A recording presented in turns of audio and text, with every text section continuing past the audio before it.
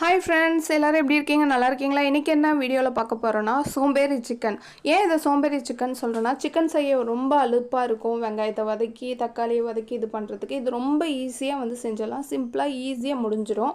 வாங்க இந்த சிக்கன் வந்து எப்படி செய்கிறதுங்கிறத பார்ப்போம். அதுக்கு முன்னாடி எங்கள் சேனலை இதுவரையும் சப்ஸ்கிரைப் பண்ணலன்னா சப்ஸ்கிரைப் பண்ணிங்க. மறக்காமல் பக்கத்தில் இருக்க பெல் பட்டனை கிளிக் பண்ணிட்டு ஆளுங்கிறத கிளிக் பண்ணிங்க. அப்போ தான் நான் போகிற வீடியோலாம் உங்களுக்கு வந்து சேரும். அதுக்கு வந்து ஒரு 1/2 கிலோ சிக்கன் எடுத்துகிட்டு அது கூட வெங்காயம், தக்காளி, இஞ்சி பூண்டு பேஸ்ட், தேவையான அளவு உப்பு, மிளகாய்த்தூள் வந்து சேர்த்துக்கிறேன். நான் குழம்பு மிளகாய்த்தூள் வந்து சேர்த்துக்கிறேன். உங்களுக்கு வேணான்னா கரம் மசாலா, மஞ்சள்தூள், தனி மிளகாய்த்தூள் சேர்த்து கூட மிக்ஸ் பண்ணிக்கலாம். நல்லா வந்து மிக்ஸ் பண்ணி விட்டுட்டு இது கூடயே கொஞ்சமாக கொத்தமல்லி, புதினா, அரை லெமன் வந்து பிழிஞ்சிட்டு நல்லா மிக்ஸ் பண்ணிவிட்டு ஒரு மணி நேரத்து அளவுக்கு நல்லா வந்து ஊற வச்சுங்க. நீங்கள் எந்த அளவு ஊற வைக்கிறீங்களோ அந்த அளவுக்கு சிக்கன் வந்து நல்லா சாஃப்டாக இருக்கும்.